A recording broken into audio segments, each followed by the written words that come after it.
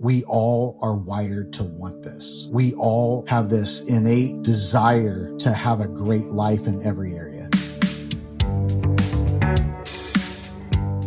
Today's guest is David Gregory, and we met through, I guess, like all of these situations. This is just the way my life is, like meeting random people and I'm making new connections. So to me, it's not weird. But then I talk to someone like my mom is always saying this. She's like, how did you just like meet all these people? I'm like, I don't know. That's just how it works. So to me, it doesn't seem weird, but maybe to some people, it's like, how did you get connected with this stranger?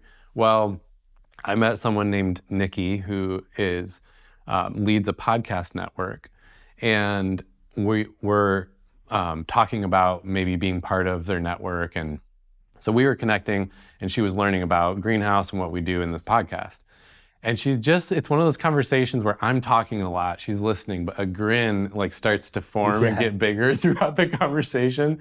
So finally I'm like, what are you grinning about? You're like, I'm the coach, I know that side of it. What are you grinning about? And she's just like, well, we need to connect separately because me and my husband, David, have this business and a podcast that's very similar to Greenhouse, and we need to talk. They're newer. It's a newer business, but they are doing great with their podcast, and it's called Addicted to Betterment. And so we had a side conversation. She introduced me to David, and it was one of those where like everyone was kind of giddy with the possibilities of what we could maybe do together, or just inspiring and encouraging each other because we're doing similar work. And what I love about their approach, like, how I always feel like, well, everything we do is too complex or complicated. There's like it just needs to be simple and clear. And I think they've nailed the simple and clear because there's a thing called the life wheel. Have you heard of the life wheel? Only a little bit from you. Okay. Most coaching schools, like the life wheel is a foundational tool, and it's basically the different categories of your life and figuring out like where you're at in each of those categories and where you want to grow so you can be an integrated whole person. And so Greenhouse is very much based on those kind of ideas. But they've just said, like, that's our thing. I mean, their whole business and their whole podcast is based on the life wheel. And they've started doing some retreats and things to help people, envision what they want for their life. And I think that to me was so simple and clear. I love that they just said the thing. Yeah. It's just based on that. End of story. So it's fun to talk to him because we have so much in common with just not accepting status quo in life, but really believing that so much more is possible. He would go so far as to say he thinks like you can have it all in life. I agree with him, but I get nervous to say that because I'm afraid people misunderstand what I mean by that. Like you can be a billionaire with a six-pack. Like that can be so misconstrued, that idea, but I do believe in that too. And he does explain it a little bit more too. Yeah. I feel like this is one of those episodes that, because you're talking a lot about intentionality and all the things that go into that, and there are practical takeaways, but I also think it's just inspiring. Like for me, it's one of those episodes that you listen to and it reminds you of the things you want to go after and inspires you to do that, which was refreshing. Yeah, I agree. I'm just excited to talk about intentionality and excellence and all the things that we've been jamming on. But how did you even get into this stuff in the first place? Oh man. Well, first of all, Steve, I'll tell you what, I'm pretty sure that most people that you have this conversation with leave pretty fired up because it happens to me every time. I'm pretty sure whoever I get in the next conversation with is probably pretty annoyed because my energy is at a pretty high volume, But I feel like I've always been wired to try to get better, to be the best at whatever I'm doing. As a matter of fact, I joke with my wife and I tell her, if I suck at something, I'm just not going to do it. So, people might be like, oh man, you're so good at everything. No, I'm actually not. It's because I only do the things that I feel like I can either get better at or improve at or whatever. So it's a smart approach. I feel like I've always been wired that way to just try to get better and improve and pursue excellence. Nice. What's the highlight reel of career path leading till now? Oh, wow. I would say going after things pretty big. some big achievements, some even bigger failures. And then, recognizing that, not being identified by accomplishments or by achievements, but be more being identified by who I am as a person. Mm-hmm. And so I'm sure you can relate. Maybe you can't, but I feel like for most of my teenage years, young adult years, always trying to achieve something that was applauded, or the accolades, trying to achieve more, be more, do more, and identifying myself by that. Mm-hmm. And what I realized when I didn't achieve, or when failure happened, suddenly I didn't have an identity, because I identified myself by those things. Yeah. There's lots of versions of that. And then I went through divorce, and during that time just did some big soul searching, and a very wise man told me, get really clear on who you want to be. What kind of husband do you want to be? Who do you want to be as a husband? Who do you want to be as a father? Who do you want to be as a business person? Mm-hmm. What does that look like? And then figure out the do from who you want to be. Mm. And that started this probably accelerated journey of just pursuing excellence in every area. Yeah. Yeah, that's cool. I mean, that's where we initially connected right away, because Mm-hmm. you guys base a lot of what you do on the life wheel, which I was first to expose to in executive coaching school. And it was one of those tools where I was like, where has this been my whole life? I love Mm-hmm. this. I love everything about it. It's kind of in line with how I naturally think, but I had never heard of it before. And I mean, I'd love for you to explain more about it in a sec, but it just, to me, it was really cool for the same reasons you're saying. Like, how do we be intentional about all the areas of our life in a way where they work together versus like competing against each other, or having Mm-hmm. a big spike on one and a huge, low on another? Man, so that's a great question, following the question you just asked me about, kind of what got me on this journey. So I think most of my life, and I've run into people regularly that, I'm killing it in business. I'm achieving great things. I'm seeing results and big numbers. My marriage, my home life is a shit show. And so I work harder to ignore dealing with the real issues at home. Mm-hmm. And so next thing you know, you find yourself completely out of balance, because you're working all the time and you're seeing big results. And so you have all these people in your life going, oh man, great job. You're the best. And your posture, not you, I am posturing, because at home, I'm avoiding dealing with the challenges of, and I wish I could say it was all my ex-wife's fault, but I'm avoiding becoming better as a person. I'm avoiding doing the work to overcome my own issues or fix the challenges in our relationship. And I'm just priding myself on, what I'm accomplishing in business, or, I'm putting all this extra energy into being a dad. Yeah. and it's a distraction from all the other issues. And Steve, I don't know if you're a cyclist at all, but I have a bike, and it's what I would call my most prized possession. I used to say, if the house catches on fire, the one thing I'm going to make sure I get out is this bike. Okay. And it's a 1975 retro build, so it looks like it was built in 1975. It's a belt drive Trek. So that thing, it's as smooth as it's like driving a Cadillac. It's beautiful. I mean, my wife and I ride it, she rides her bike and I ride mine, and we like to go on bike rides on the weekend. And often I'll get people say, man, that's a gorgeous bike. And it is. But the thing is, last year, we were riding, and it got a knot on the tire and on one of the wheels. And, if you've ever ridden a bike and it gets something wrong with one of the wheels, suddenly this beautiful bike that's smooth as silk, it's clunky. It's like, it's clunky when I'm riding it, and it's annoying. And now it's rubbing a little bit. And so it's noisy. It's not riding smooth. And that's the way life is. You can have this beautiful bike. It looks beautiful on the outside, but if something's out of whack in our life wheel, the whole ride is clunky. And so I really learned that the hard way, that it doesn't matter if you're achieving great things in business. if your marriage and your relationship with your significant other is rocky, Yeah. it's really hard to have a smooth life. And the same applies to if things are sucking at work, and it's hard to be a great dad. It's hard to show up as a great husband because this one area is just sucking the life out of you. Finances. We didn't even mention finances. Yeah. I mean, it doesn't matter how good your relationship is at home. If finances are in the tank, it's really difficult.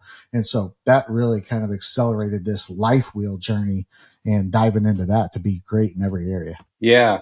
I know. I feel like I've come across this less often, but I do remember some instances of seeing people who had like relationships and personal life stuff were going really great, and work was the one in the tank. And I was like, well, is that the way it has to be too? Is it like in order to be healthy and have good relationships, you have to not have very much success or fulfillment on the work side? Like, does it have to be? It seems like when you look around, I mean, this is for me growing up and kind of like as a teen looking around, like, well, it seems like you can only have one or the other thing. So you got to pick and choose. And actually how I met a great friend and also has been a mentor and also was the original co-host of this podcast, Tommy Thompson, that's how I met him. I don't know if I ever told you this, but I had been asking around. I was kind of hitting that stuck point in my career. And I was asking around, like, who is it who could be a mentor or someone I look up to on all of those elements of the life wheel? And I mean, I wasn't talking about the life wheel, but you get it, like all the different categories of life. And I remember getting a lot of like funny looks and weird responses because it's a weird question to ask. Not sure why, but because I had people I looked up to in work and they were crushing it at work and everything else in their life was falling apart. And then I had people I looked up to in other areas, like, kind of in the personal growth area, but I couldn't talk to them about work and my dreams with, starting a business. And it's like, why isn't there someone I can talk about all the things with? Because to me, they're all integrated. Like I can't make plans to start a business separated from my marriage. It's like, I can't work on my health, physical health apart from work. It's like, they're all interconnected. And I mean, I got the sense from you right away that you think that way too, but I seem to run into a lot of resistance. Like that was a weird way to think about life. Man, well, one thing you just said, you run into a lot of resistance. It's because it's not normal. So, what is normal is, people are struggling with depression. People are struggling with anxiety, marriages end in divorce. I mean, the statistics would say that's normal. And so trying to do and pursue exactly what you said isn't normal. And that's why you get a lot of weird looks like, what? That doesn't even make sense. And then another word that you just used, and I think is critical, you said integrated. It's all integrated. Steve, one of the things that I hate is this term work-life balance. Oh, me too. I don't believe in work-life balance. Yeah. I believe in work-life integration. I mean, you shouldn't have to balance, I'm this at work and I'm this at home, or this, you describe your fitness and all the things. I believe all of it should be integrated. I mean, we shouldn't have to be like, I'm this person at work and I'm this person at home. I mean, I think most of the people in my life would say, well, that's just David. I mean, he's kind of the same person, all intertwined in one. And it should be integrated. Yeah. And one part of it should feed the other part, and elevate each other versus kind of balancing each other out. Yeah. And I think I remember a few people along the way using the phrase like, well, you can't have it all. Or like saying that about themselves. Like, I feel like I want to have it all, but that sounds too arrogant or too lofty. Like, and I felt that too. I'm like, oh man, that sounds so unrealistic to be like, well, I want all those areas to be great. And I don't know what you think, but at this stage, I feel like, yes, it is too lofty and arrogant to say like, I want to have it all. But that's not what we're talking about when we say an integrated, intentionality about all those areas. It's like you said, where they elevate each other. So if I'm intentional about how I'm showing up at work and how I'm kind of designing the work life, that should naturally elevate the other things versus compete against. If it's competing, then it's probably the wrong approach to begin with, And Man. I don't know how to put it into words at this stage, but I feel like there is a difference between having it all, quote unquote, versus like being intentional about the way I'm building my life and work. Well, oh man, I love this conversation. So you use the air quotes "have it all." Yeah. So what I would say is I actually believe you can have it all. So I believe passionately, like not kind of, not half-heartedly. I believe with every part of my being that you can have a fulfilling life in every area. Mm-hmm. Now, does it require intentionality? Yeah. Does it require some effort, some, understanding? Look, you can't make decisions that take away from this area, but fill this area. I mean, if you understand, and we lead teams and people through a process, a life wheel exercise in which so Steve, if you and your wife, both drew out, we'll call it 8 areas of your life that you said, these are the most important areas of our life. And for me, it's my faith, my family, my finances, my fitness, my relationship with my wife, who is the most amazing human I know. Parenting is certainly a bucket, and then, friends, we'll just say, and I don't have mine memorized or have it right in front of me, but, if I write down what does great look like in every area. So every area of my life, what does great look like? And then I write out what are the things I need to do to achieve that. So maybe my friend bucket right now is a 2, and that's okay. That's okay if parenting right now is a 2. Steve, I got 4 kids and teenagers, and sometimes the parenting bucket, it feels like a 2. Yeah. But the reality is there's no reason why we can't be an 8 or a 9 or 10 in every area, or at least pursuing that, at least going after that. Yeah. And I just think with intentionality and actually understanding what that looks like, we can have it all. We can have a really fun, fulfilling, great life in every area. I feel like that's what we're on earth to do. Yeah. That's why we're here. Yeah, I appreciate that so much, especially the confidence that you say it with, because I think I believe that too. I'm always worried. I don't want to say something that sounds too out there and too like ignorant of reality.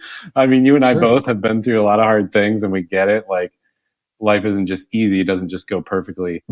But I like that you base it on the word intentionality. Like, that's the difference. It's not expecting life to be perfect. It's expecting to show up intentionally and actually pursue those things. Mm-hmm. Absolutely. Yeah, that's good. And you get it. I mean, I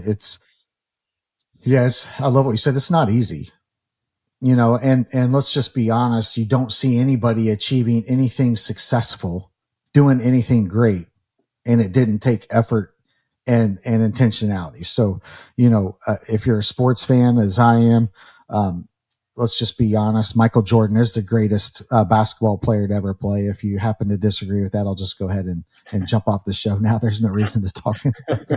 But, I mean, if you just use Michael Jordan in basketball, he achieved greatness, and it took a lot of effort. It took a lot of work.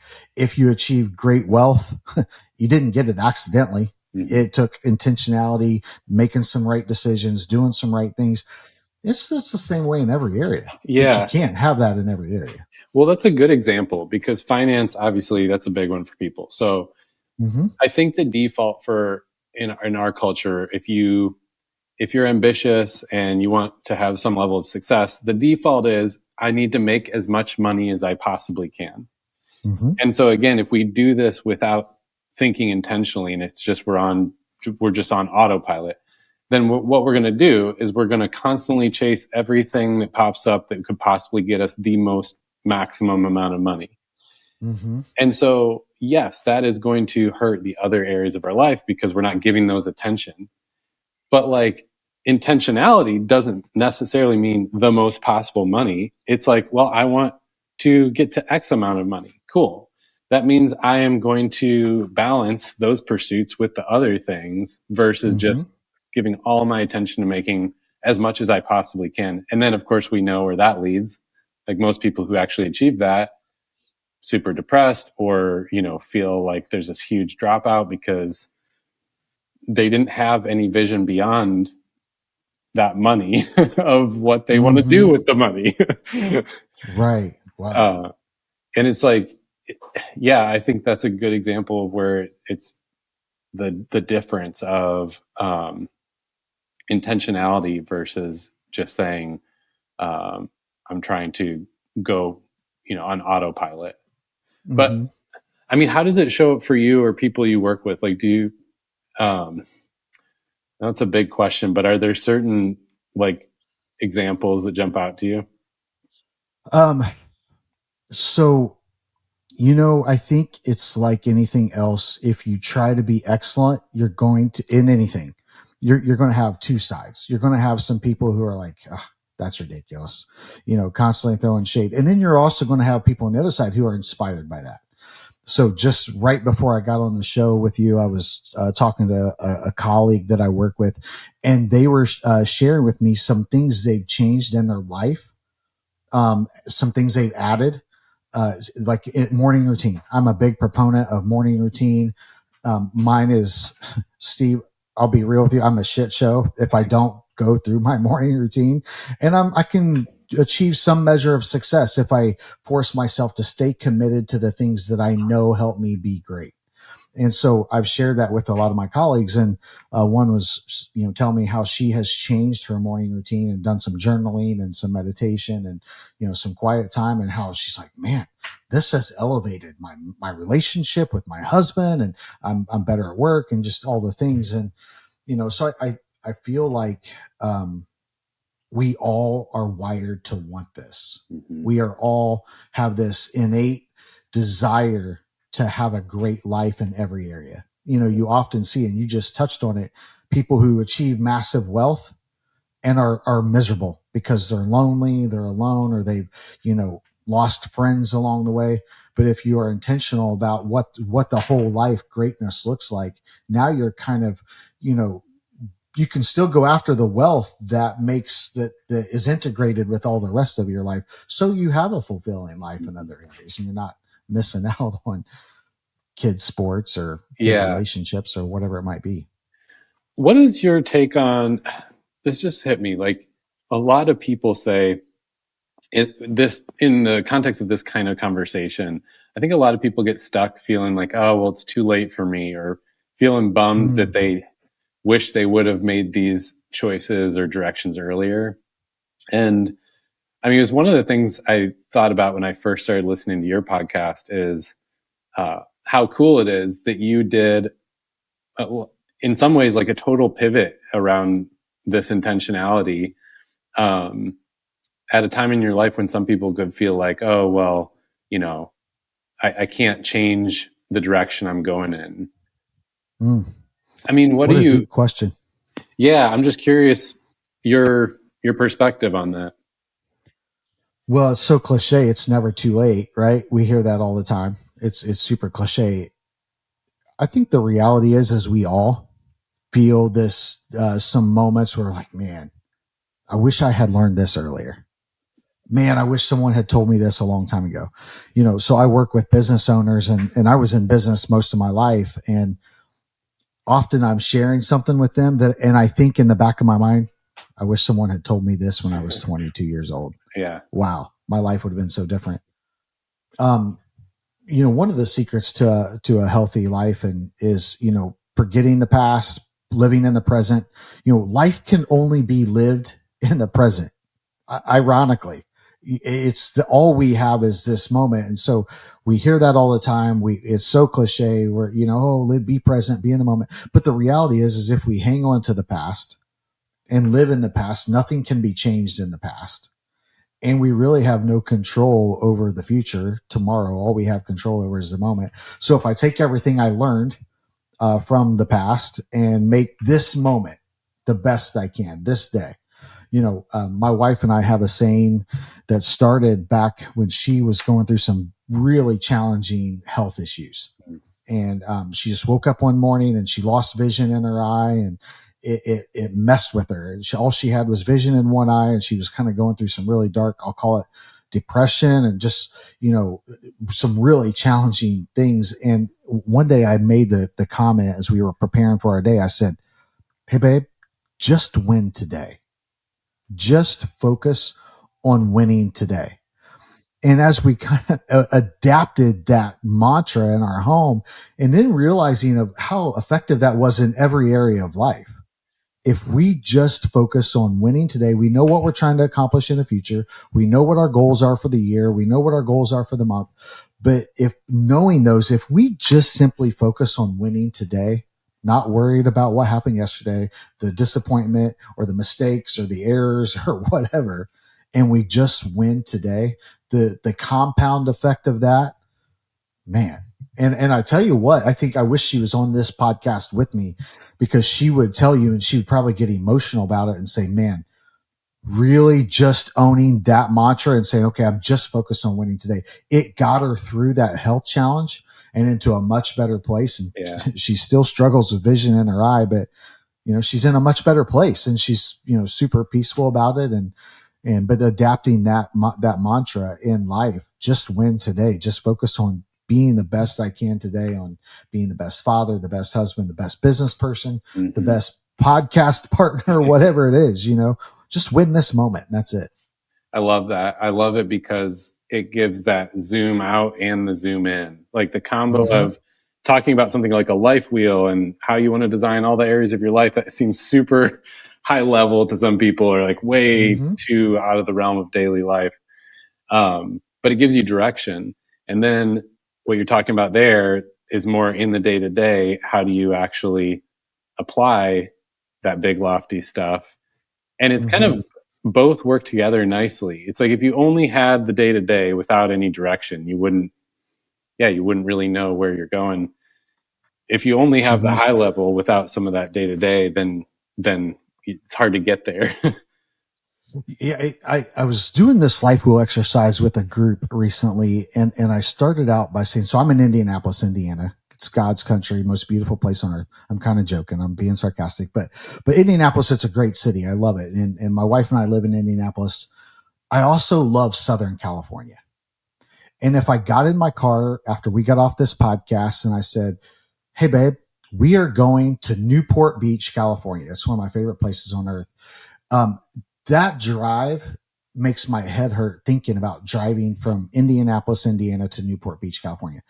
And if I think of, I don't know how to get there from here, but I would put it in my GPS, and all I would do is I would turn left where it told me to turn left, and I would get on the interstate where it told me to get on the interstate, and I would just simply follow the next step. I wouldn't worry about when it says get off on exit something in California. I wouldn't even be worried about that. Yeah. I would just be simply thinking, where's my next turn? And following my GPS. But in life, when we have these conversations and we think of, to your point, man, it's too late to make a change, or this goal is too big. If you just focus on the next turn, what is the next turn? What's the next exit I have to get on? What's the next step? And that's it. Just focus on the next thing. And then it bring the compound effect of doing that in every area of life. Next thing you know, you turn around in a couple of years and you look at your life wheel and you're like, damn, now look, wow, we're in this great place in every area. It's one step at a time, Steve. It really is. It's one step at a time. Yeah, I agree. We've experienced that same thing in so many areas where on the daily, I feel very much like not discontent, but oh man, there's so much I want to build and get to in life. But when I look back, I'm like, wow, we've made some huge strides because of having that intentional vision. Like for us, the past few years, it's been marriage, where, I mean, we had focused so much on work and just all the, fire drills that came at us in life. And we didn't really put much intentional effort into our relationship. So we were fine, kind of just like co-pilots going about getting stuff done. And I think on the outside it looked great, but we had lost a lot of our connection and our intimacy. So we were, the last couple of years, and COVID is really what pointed it out to us. We hit some bottom of the barrel moments where we're like, man, we got to really put more intention into us, and did some of this like vision and goals, and then taking the steps to work towards it. And even just in a couple of years, it's like, I don't even know how to describe it, but it's already, our relationship is in such a better place. Which, to your point about the California illustration, it's like in those conversations, it seemed impossible to make those strides, you know? But it was the combo of like having that direction and then taking the little steps each day.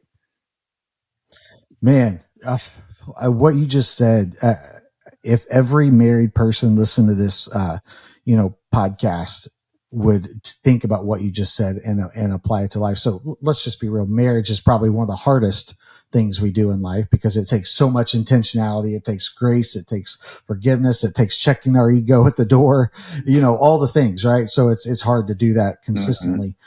But I love what you said about, you look back now and you see, wow, look how far we've come. That's the power of if you look at what does great look like. Man, in an ideal world, my wife's name is Nikki. When her and I sit down, we do this regularly. What does great look like, and where are we at now? There's no wrong answer. It's okay. It's okay if where we're at this season is a 3. That's okay. But what are the steps that we can take that would take us on the journey to be a 10? And it's interesting, and you just said it so eloquently, and I can't say it that well. You just take those steps one at a time, and you're like, oh, so for us, for example, I can relate at the highest level when you say, man, you're going out, work hard, and parenting and work and all the things, and I'm like you, have big goals and going as hard as I can. So for us, if we commit to, hey, let's take 15 minutes at the start of the day, and we're going to put our phones down, and we're going to be connected and be present and talk for 15 minutes. So think about it. 15 minutes is like 5% of the day, if that. It's not even, I haven't done the math, so I don't know what that percentage is, but it's a small chunk. And then if you commit to, hey, 15 minutes at night, we're going to stop and we're going to put our phones down, and and then if you take that one step further, we're going to share one thing that we loved about the day. We're going to share one thing maybe that bothered us about the day. And then we're going to share something we're grateful for. And maybe even if it's grateful for the other person. So for me, I got super inspired recently to share one thing every day to my wife, specific, that I'm grateful for her for. And it might be like, man, babe, that dinner you cooked tonight was amazing. You're such a good cook. I'm so grateful that you put the time and effort in to make us a good meal. Thank you. But just little things like that, when you do these one little steps at a time, it's crazy the profound impact and the compound effect that those have, where suddenly you look back 6 months later and you're like, oh my gosh, we're connected. We're laughing together. We're actually sharing vision together and sharing goals together. And it's profound. You said that perfectly. No, I love that too. Yeah. I was working with a client once who, when we were doing life vision stuff, and we got to that category of relationships, and he said he wasn't sure what to do. Like he filled in all the other categories pretty quickly. Like he clearly had goals about everything with work and, kind of career purpose, also with fitness and finance and experiences and travel and all this stuff. And then he got to relationships and he was like, I don't even know what to put for my marriage.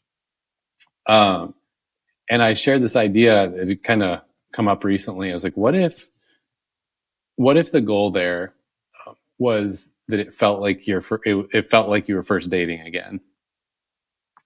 Like your marriage after all these years felt like a first date again.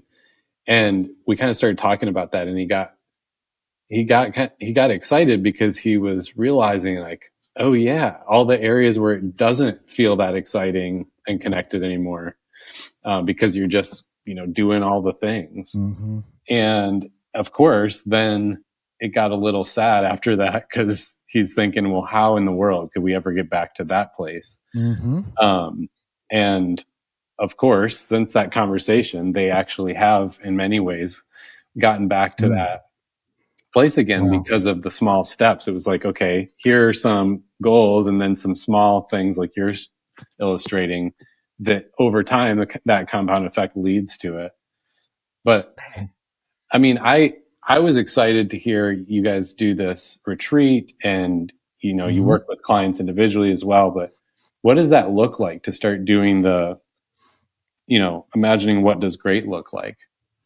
Man, so this is probably the thing I'm most passionate about. I had no idea what we were going to talk about today, and now you've got me on this subject that I'm probably the most passionate about. So my most passionate thing is men who are like myself, hardcore driven. And listen, I'm a sports junkie.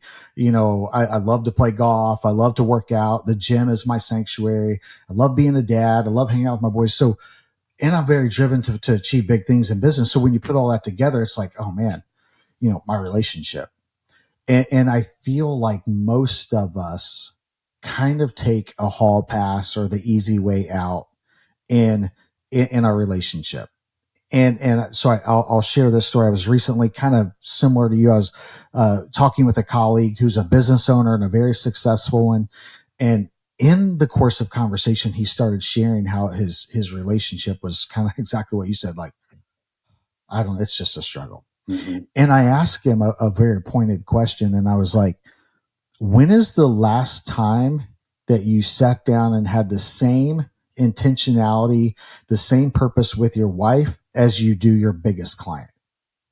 So your biggest client who's writing the biggest checks, if one little thing is off with that client, man, you're on the phone and we're going to fix it and we're going to make it right. The customer, you're going to reach out to them and say, hey, we messed up, man. We're going to fix it. I want you to know we got this. When's the last time you took that approach with your wife? Yeah. When you sit down with that client and it's an important meeting, man, you are locked in.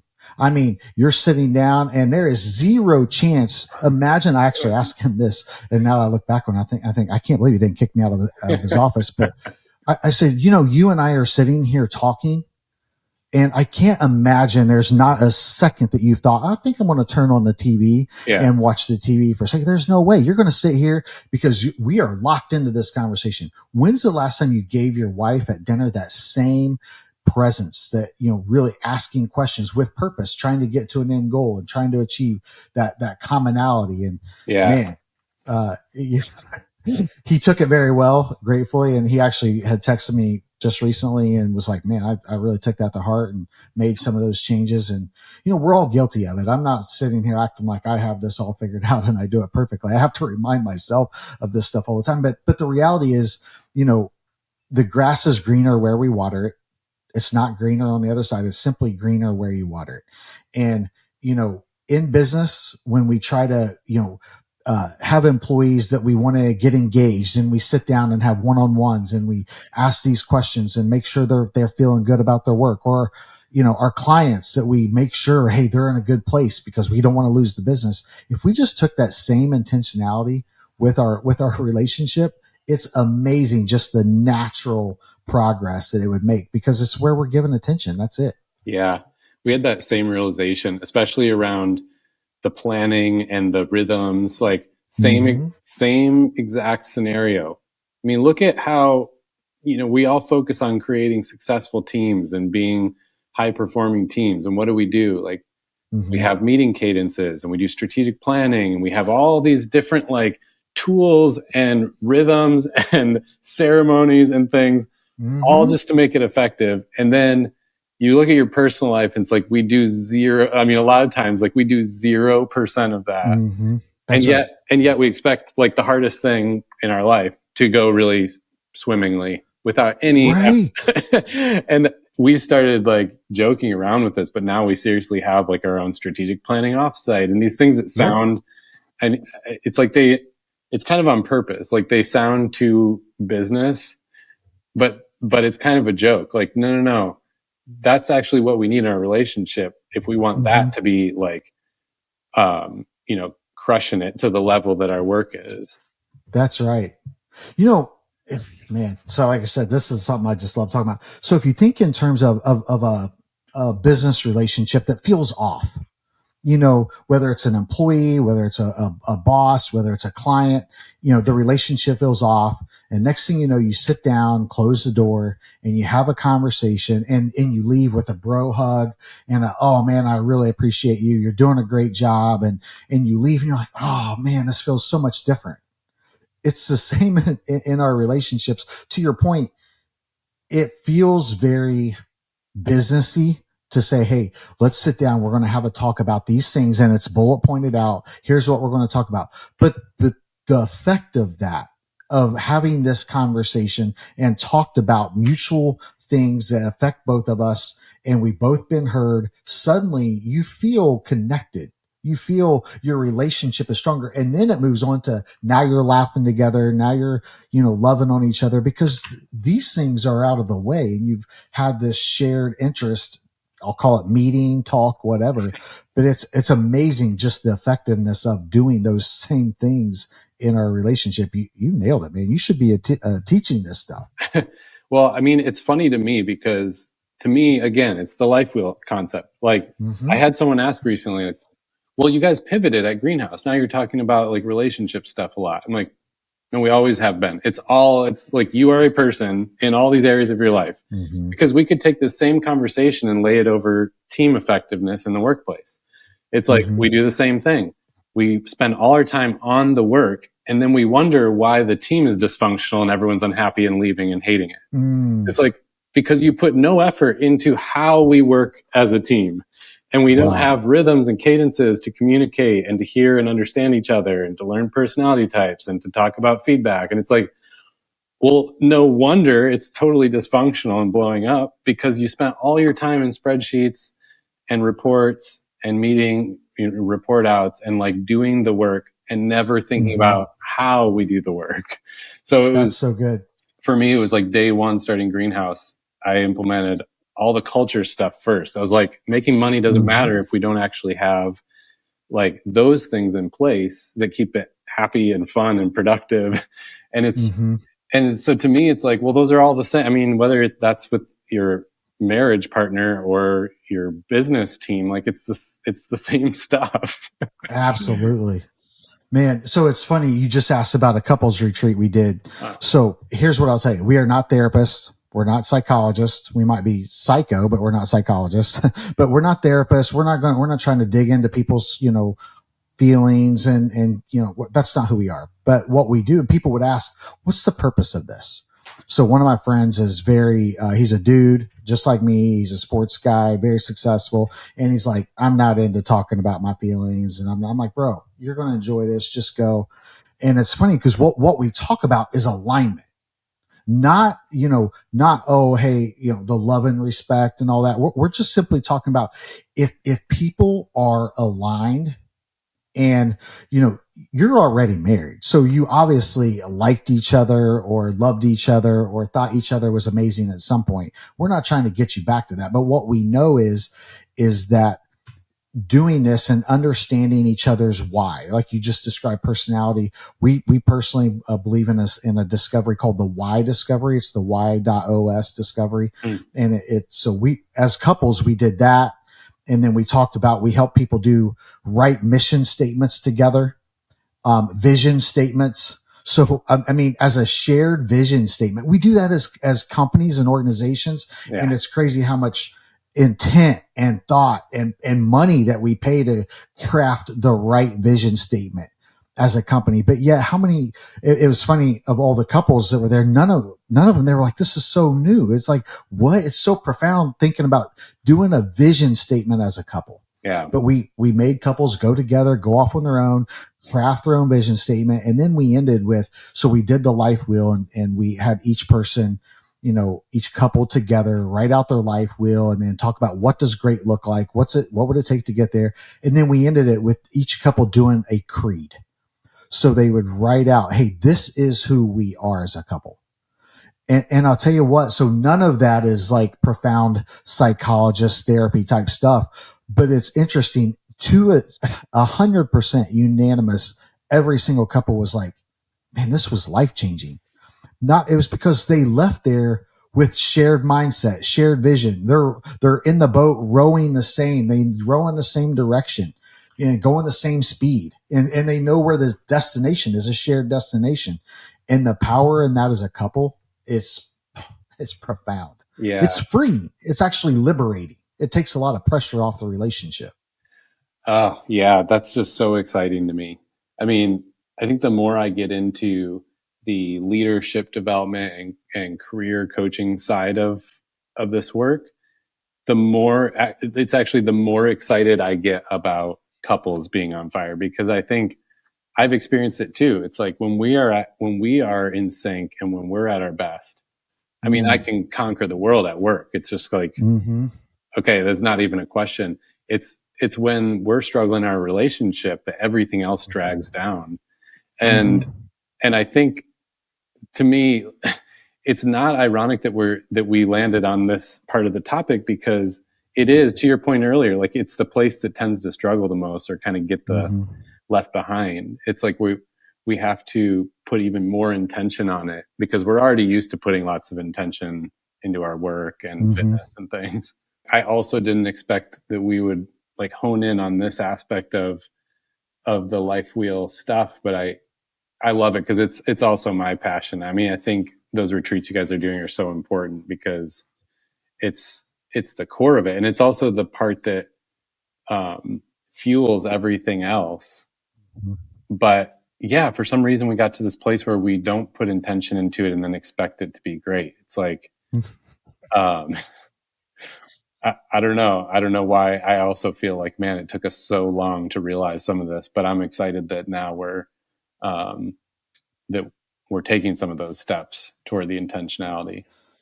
It's worth it. It's worth it. I mean, the reality is if we've lost weight, I've been on a health journey, I go in phases where I get super fit, and then next thing you know, it's the holidays and I'm eating sugar cream pie and pecan pie and mashed potatoes and all the things. And then I look in the mirror and I'm like, oh my gosh, now I got to dive back into the gym and get back into the cardio and get, fit again. But there's nothing like when you feel good, you feel fit, you've lost weight. And it's the same in every area of life. When you're married, when you've done the work, made the sacrifices, and say, I'm going to actually put some intentionality, man, it's so worth it. I mean, it's so much more fun, and it's makes life just really fulfilling. It's worth it. All right. I want to get practical for a second, because I know this kind of a conversation for certain personalities can feel very exciting, but then you don't know what to do with it. Or for some people, it's too abstract and it's like, can you bring it down to the ground level for me? And wherever you're at with it, I just want to give some practical steps. What can you do from here? What can you do with the excitement or energy you might feel out of a conversation like this? So all you need to do is a simple writing exercise as your starting point. It really is just this one step that you can take, and it'll lead towards the next steps. But basically, create, whether it's a spot on your calendar or early morning or late at night, sometime when you can be uninterrupted for 20 minutes, and block off the 20 minutes. And all you need to do is have pen and paper. You can use your laptop or computer or phone, but I would really encourage you to use pen and paper, because there's something powerful that happens when you do a free writing exercise like this without screens or other distractions. So you want 20 minutes, pen and paper, and basically you just start writing with this prompt at the beginning. You start with writing down this sentence. It is blank year, and you can go 5 or 10 years from now. I am blank years old. Fill that in. You don't have to tell me. And life has become exactly what I hoped it would be. I wake up Monday morning and then you just start writing. And the thing about a free writing exercise like this, we've talked about it on the podcast before, it does something that is kind of when you write without stopping, it allows those desires that are either stuffed deep down or have been written off over the years, that don't seem practical and seem unrealistic. It allows those desires to come back to the surface when you write without stopping. And so the key is to not stop and criticize yourself and say, oh, well, that's not realistic, or, oh, that doesn't make sense. But to let yourself dream big and just let the thoughts flow. And so I want to give you these categories because sometimes it can help to make sure you don't go down one rabbit trail and forget about these other areas of life we talked about. And so you can just Google the life wheel and you'll see an image that you can use, or you can use these categories that I have, which are relationships, experiences, spiritual, health, finances, career, and personal growth. And you take those categories and you just you start with one and you write until you run out of words, and then you switch to the next category. And it's really a beautiful exercise because it sounds so simple, and yet I've never seen somebody do it and not be surprised at what comes out of it. Now, I do know that some personalities will be scared to do this exercise because you worry, like, what's going to come up on this paper? What if it's something that's scary and I feel on the hook? Now I got to do it. Or what if things come out that I'm not prepared for, or that, are uncomfortable? Like, I'd rather just stick to what's known and what's comfortable. And I think these are real and good questions. I would still encourage you to give it a try, see what happens. And, you can throw it away. You can burn the paper afterwards. You don't have to even let anyone see it. But the exercise itself is a great first step. Then from there, what we often like to do at Greenhouse is talk about your vision, leading down to your intentions and goals, leading down to your rhythms and the steps that you take each week. And so this writing exercise gave you a snippet of your vision, what you would love for life to look like in those different categories. And then out of that, you can build goals and intentions. And then out of that, you can build weekly and daily rhythms that give you those baby steps to take toward the vision. So this is the Greenhouse method. And this is also something that David and Nikki do with their clients and at their retreats. You can check out their podcast at Addicted to Betterment on all the platforms, and also addictedtobetterment.com. Their website has a bunch of the things they do. And they just are great guides with dreaming big, going after those dreams, and working on how do you align all of those parts of the life wheel. So those are some practical steps you can take. I would really challenge you. I dare you to do the writing exercise, because I know how unlocking it is for people. And usually when we're doing coaching, that's a step we take at some point in the process to get clear on what do you actually want for your life, and how do we start to build the different categories so they're working together versus against each other. So like always, if you want to talk through this with a coach or do the exercise with a coach, you can go to greenhousecoaching.co, and right there at the top, click to get a coaching session.